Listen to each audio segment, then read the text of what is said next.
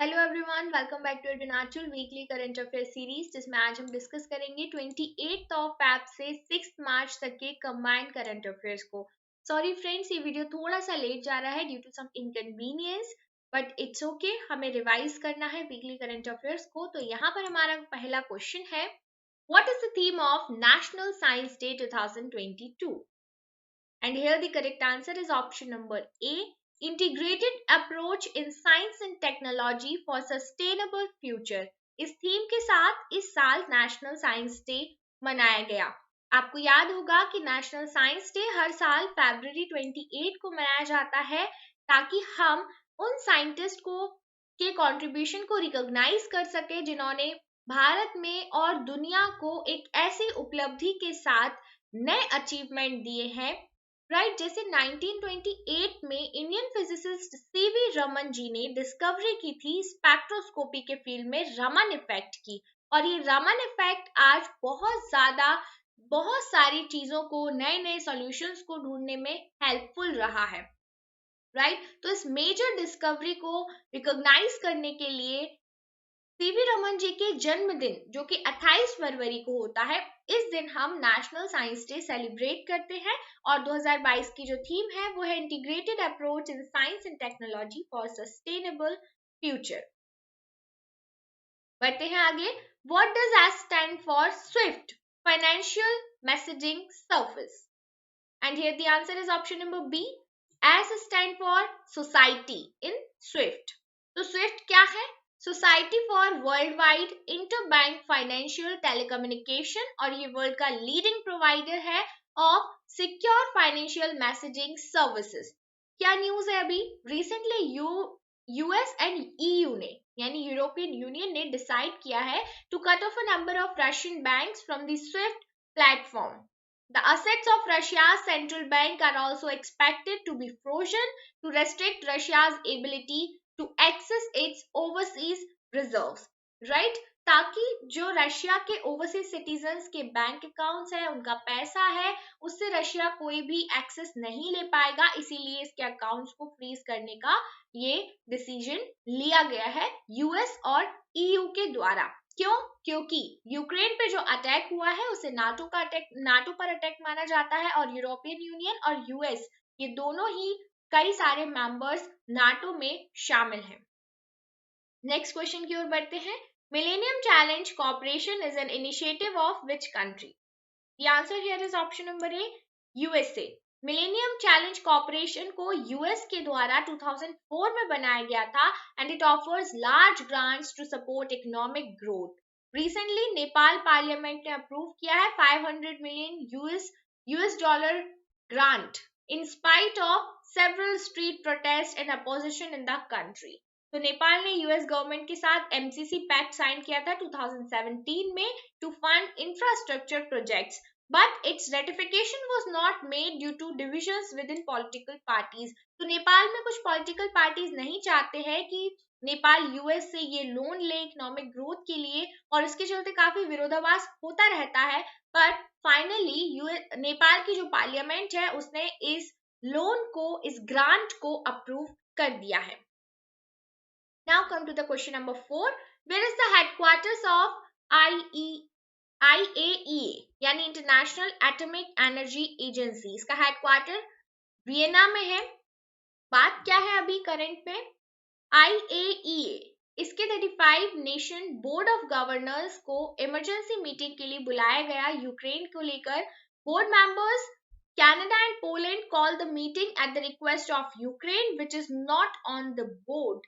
सो इसको लेके एक बड़ा इशू हुआ। अब हम बात करते हैं इंटरनेशनल एटॉमिक एनर्जी एजेंसी के बारे में, जो कि बहुत ज्यादा इंपॉर्टेंट है, स्पेशली जब वर्ल्ड वॉर की बात चलती है या कहीं पर भी दो कंट्रीज का वॉर होता है तो ये चर्चा में होता है, क्योंकि आज के टाइम पे न्यूक्लियर पावर सबसे बड़ा पावर है, और यही खतरा बना रहता है कि कहीं कोई कंट्री न्यूक्लियर पावर को यूज ना कर ले। अगर न्यूक्लियर पावर को यूज किया जाएगा तो एक झटके में इतना लॉस हो सकता है जितना कि पिछले दोनों वर्ल्ड वॉर में भी नहीं हुआ होगा, right? So if we talk about IAEA, so it is widely known as world's atoms for peace and development organization within the United Nations family, and ये एक इंटरनेशनल सेंटर है for cooperation in the field of nuclear power. Establishment कब हुआ? 1957 में, in response to the deep fears and expectations generated by discoveries and diverse use of nuclear technology। तो जब पता चला कि न्यूक्लियर टेक्नोलॉजी का जोरों शोरों से पूरी दुनिया में यूज हो रहा है, नई डिस्कवरीज हो रही है, तो कहीं उसका कोई गलत यूज ना हो जाए, मिसयूज ना हो जाए, किसी दूसरे कंट्री को नुकसान ना हो जाए, इसके लिए 1957 में ये ट्रीटी सामने आई और हेडक्वार्टर है वियना, ऑस्ट्रिया में।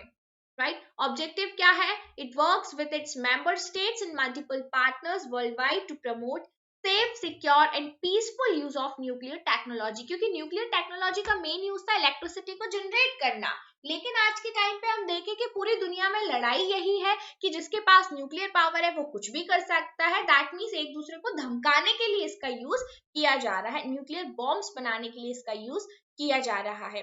तो 2005 में नोबेल पीस प्राइज भी दिया गया था इस ऑर्गेनाइजेशन को, क्योंकि इन्होंने सेफ और पीसफुल वर्ल्ड को मोटिवेट करने के लिए, बनाने के लिए एक पहल की। फंक्शन क्या है? ये एक इंडिपेंडेंट इंटरनेशनल ऑर्गेनाइजेशन है जो कि यूनाइटेड नेशन जनरल असेंबली को रिपोर्ट करता है। जब जरूरत पड़ती है तो यूएन सिक्योरिटी काउंसिल को भी रिपोर्ट देते हैं in regards to instance of members non compliance with safeguards and security obligation. Now come to the question number 5. Madhavi Puri Buch has been appointed as the first women chairperson of which regulatory body? तो इन्हें सेबी का अभी chairperson बनाया है, जो कि securities and exchange board of India है, market को रेगुलेट करता है, and she is the first women chairperson of SEBI. So remember the name miss Madhavi Puri. Right, ये कौन है? अब यहाँ पर इनसे पहले जो ऑफिसर थे वो थे अजय त्यागी, और जो अजय त्यागी जी थे वो 1984 बैच के आईएएस ऑफिसर थे। इन्हें 2017 में नियुक्त किया गया था और अब 2022 में माधवी पुरी जी को नियुक्त किया गया है 5 साल बाद। नेक्स्ट क्वेश्चन है हमारा, as per the second advanced estimates of national income, what is the real GDP growth of India in 21-22? The answer here is option number C, 8.9% पर रहा।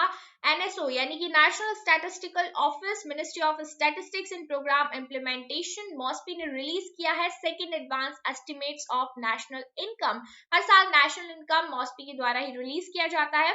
2021-22 के जो क्वार्टरली एस्टिमेट्स हैं जीडीपी के, इसमें बताया गया है कि 8.9% पे हमारी रियल जीडीपी ग्रोथ रहेगी।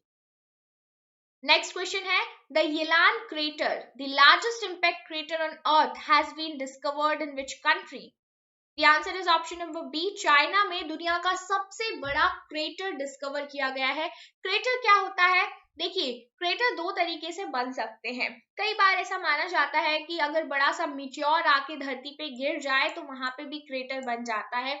दूसरा मेन रीजन है कि अगर कोई वॉल्केनिक माउंटेन है तो वॉल्केनो जब इरप्ट होता है तो वो जो माउंटेन की पीक होती है उसको एकदम से तोड़ देता है, और जो माउंटेन है वो कुछ इस तरीके से नजर आता है, एक डिप्रेशन बन जाता है, एक बोल शेप का डिप्रेशन जहां से मैग्मा बाहर निकलता है। और ये क्रेटर कंटिन्यूअसली जब एक के बाद एक इरप्शन होते हैं ये बड़ा होता जाता है और उसी को हम क्रेटर बोलते हैं। राइट, जब इस क्रेटर में पानी भर जाता है तो इसे क्रेटर लेक कहा जाता है। तो इस तरीके से चाइना में दुनिया का सबसे बड़ा क्रेटर पाया गया है जिसका नाम है Yilan crater. It is the largest impact crater on earth, और इसे माना जा रहा है कि 1 लाख ईयर्स पहले बना हुआ था। दैट मीन्स इसकी एज जो है वो बहुत ज्यादा बताई जा रही है कार्बन डेटिंग के अकॉर्डिंग, और इसे नासा की अर्थ ऑब्जर्वेटरी के द्वारा फाइंड किया गया है। Now come to the question number 8. Indian Navy conducted Operation Demonstration at which city? Operation Demonstration हुआ विशाखापट्टनम में, और इस दौरान एक कलरफुल परेड भी ऑर्गेनाइज की गई। काफी सारे इवेंट्स हुए, sky diving, rescue operation, fly past naval aircraft के द्वारा। The event was conducted as a part of ongoing multilateral exercise Milan 22. तो याद रखिएगा मिलान 22 ये मल्टीलेटरल एक्सरसाइज है जो कि नेवी की होती है, ये आपको याद रखना होगा। इस दौरान चीफ मिनिस्टर आंध्र प्रदेश के YS Jagan Mohan Reddy chief guest रहे इस इवेंट के लिए। Question number 9, national level awareness programme Sambhav is an initiative of which union ministry? Sambhav programme MSME का है, यानी ministry of micro small and medium enterprises. इसने अपना आइकॉनिक वीक सेलिब्रेट किया अंडर आजादी का अमृत महोत्सव 28 फरवरी से 6 मार्च तक। मिनिस्ट्री ऑफ एमएसएमई ने लॉन्च किया फेज 2 अपने नेशनल लेवल अवेयरनेस प्रोग्राम संभव का, जिसके द्वारा more than 1 lakh students 1300 colleges से सिलेक्ट किए जाएंगे ऑल ओवर कंट्री से, एंड इन्हें मोटिवेट किया जाएगा ताकि एक नया एंटरप्रेन्योरशिप डेवलप कर सके और नए नए एंटरप्राइजेस को प्रमोट कर सके। फेज 1 2021 में लॉन्च किया गया था, फेज 2 2022 में लॉन्च किया गया है। तो लोग स्किल्स प्रोवाइड करने पे, एंटरप्रेन्योरशिप वाला स्पिरिट प्रोवाइड करने पर मेन फोकस किया जा रहा है। नेक्स्ट क्वेश्चन है, what is the new motto of national commission for protection of child rights? And here the answer is option number B, भविष्य रक्षति रक्षित। ये नया मोटो है national commission for protection of child rights यानी NCPCR का, right? तो women and child development minister है अभी स्मृति ईरानी, इन्होंने इस मोटो को लॉन्च किया है, याद रखिएगा, भविष्य रक्षति रक्षित। बढ़ते हैं आगे। Barents Sea, which was seen in the news recently, is located along the coast of which two countries? तो Barents Sea रशिया और नॉर्वे इन दोनों के कोस्ट पर लोकेटेड है। यहाँ पर आप देख सकते हैं लोकेशन, ये है Barents Sea, ये है आर्कटिक ओशन, दैट मीन्स ये पूरा नॉर्थ में है। ये हमारे यूरोपियन कंट्रीज हैं जहाँ पे आपको नजर आ रहा है रशिया, ठीक है, ये रशियन कंट्रीज है यहाँ पर। तो रशिया नजर आ रहा है आपको, ये कारा सी है और इसके पास यहाँ पर कारा स्ट्रेट है, और ये है बैरेंट्स सी, राइट? तो बैरेंट्स सी रशिया और नॉर्वे, ओके, ये नॉर्वे है और ये रशिया है, और रशिया और नॉर्वे के बीच में आता है बैरेंट्स सी। तो इन दोनों के बीच में इसकी लोकेशन है, याद रखिएगा। फिलहाल क्वेश्चन क्या है, न्यूज क्या है, Russian nuclear submarine sailed of for drills in the Barents Sea and mobile missile launchers were seen among snow forest in Siberia after President Putin ordered his country's nuclear forces put on high alert over tensions with the West amidst the invasion of Ukraine. तो Russia nuclear power use करने की पूरी तैयारी में है और यहाँ पर कुछ शिप्स देखे गए बैरेंट्स सी में, इसीलिए आपको बैरेंट्स सी की लोकेशन भी याद रखनी होगी। नेक्स्ट क्वेश्चन है, Ukraine shares border with how many European union member states? अब देखो, अगर यूक्रेन चर्चा में है तो बहुत सारे क्वेश्चन यूक्रेन के ऊपर या उसकी ज्योग्राफी से रिलेटेड बन सकते हैं, राइट? तो यूक्रेन कितने कंट्रीज से बॉर्डर शेयर करता है ये नहीं पूछा है, ये पूछा है कि यूरोपियन यूनियन मेंबर स्टेट्स कितने हैं उसके आसपास। तो 4 मेंबर स्टेट्स हैं। ये देखो, ये यूक्रेन है। अगर हम बॉर्डर की बात करें तो यहाँ पे रशिया भी है, बेलारूस भी है, लेकिन हमें सिर्फ बताना है कि यूरोपियन यूनियन के मेंबर्स कौन कौन से हैं यहाँ पर। तो ये जो ब्लू कलर से आपको दिख रहा है ये सारे यूरोपियन यूनियन के मेंबर्स हैं, जिसमें से हमने देखा कि 4 जो हैं वो यूक्रेन से बॉर्डर शेयर करते हैं। पहला हो गया हमारा Poland, then Slovakia, then Hungary, then Romania, ठीक है? तो पोलैंड, स्लोवाकिया, हंगरी, रोमानिया, ये चारों कंट्रीज यूक्रेन से बॉर्डर शेयर करते हैं जो कि यूरोपियन यूनियन के मेंबर्स है, राइट? अब यहाँ पे देखो, आप समझ सकते हो कि ये सारे यूरोपियन यूनियन के मेंबर्स हैं और साथ में यूएस और ये सारे ईयू मिलकर नाटो स्टेट्स बनाते हैं जो कि यूक्रेन को सपोर्ट कर रहे हैं। नेक्स्ट क्वेश्चन है, how Indians view gender roles in families and society is a report release by which institution? तो ये रिपोर्ट रिलीज की गई है प्यू रिसर्च सेंटर के द्वारा, नाम है How Indians View Gender Roles in Families and Society, और इस रिपोर्ट में परसेप्शंस बताई गई है कि लोग क्या सोचते हैं, राइट? तो इस रिपोर्ट के according 55% Indians believe that men and women make equally good political leaders. 9 in 10 Indians agree with the view that a wife must always obey her husband, and 34% said that childcare should be handled primarily by women. 43% believe that earning an income is the obligation of men. तो ये सारी report, ये सारे perceptions जो हैं वो सामने आए हैं, राइट? और ये सर्वे किया गया था 29,999 इंडियन अडल्ट्स पर, ओके? मतलब जो सैंपल्स लिए गए थे वो लगभग 30,000 थे। नेक्स्ट क्वेश्चन की बात करते हैं, when was the convention on cluster munitions signed? Convention on cluster munition sign किया गया था 2008 में। रिमेंबर, अभी सारी ट्रीटीज बहुत ज्यादा चर्चा में रहेंगी क्योंकि इन सभी को यूज किया जा रहा है। मई 2008 में 107 स्टेट्स मिलकर इस ट्रीटी को साइन किए थे, जिसका नाम था कन्वेंशन ऑन क्लस्टर म्यूनिशंस, जिसमें क्लस्टर वेपन्स को प्रोहिबिट करने की बात की गई थी। बट रिसेंटली रशिया ने क्लस्टर बॉम्ब्स और वैक्यूम बॉम्ब्स का यूज किया यूक्रेन के खिलाफ जो वार चल रहा है उसमें, और इस पर यह इल्जाम लगाया गया है कि आपने इस ट्रीटी को जो ट्रीटी है उसका उल्लंघन किया है, आपने इस ट्रीटी को फॉलो नहीं किया है, राइट। तो अगर आप इसको नहीं मानोगे, क्योंकि जो रशिया है उसने भी इस ट्रीटी को साइन किया था, तो यहाँ पर बात उठ के आई है। और they are non precision weapons designed to injure or kill human beings over a large area। तो ऐसे एक्सप्लोसिव सब munitions को यूज कर रहा है रशिया यूक्रेन के खिलाफ। बढ़ते हैं आगे। थेयम और कलियट्टम, ये रिचुअल डांस परफॉर्मेंस है, किस स्टेट में परफॉर्म किए जाते हैं? तो देखिए, आपको देख के समझ में आ रहा होगा, ये केरला में किया जाता है। 800 year old ritual dance performance है जो कि केरला में होता है। फोक डांस होते हैं यहाँ पर। ये एंशिएंट ट्राइबल कल्चर को डिनोट करता है। नाम क्या है? थियम या कलियट्टम। ओके, ये जो फेस्टिवल है ये कन्नूर केरला में सेलिब्रेट किया गया। बढ़ते हैं आगे।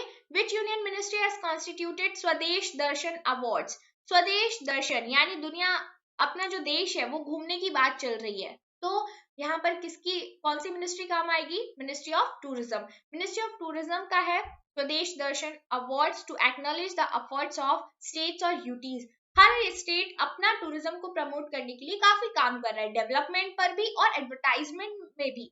तो कौन सा स्टेट सबसे अच्छा काम किया, उसके बेसिस पे ये अवार्ड दिए गए हैं। 500 से ज्यादा टूरिस्ट डेस्टिनेशंस पूरी दुनिया में बनाए गए हैं, और मिनिस्ट्री ने 76 प्रोजेक्ट्स को 31 स्टेट्स और यूटीज में सैंक्शन भी किया है, और जिसकी लागत है 5500 करोड़।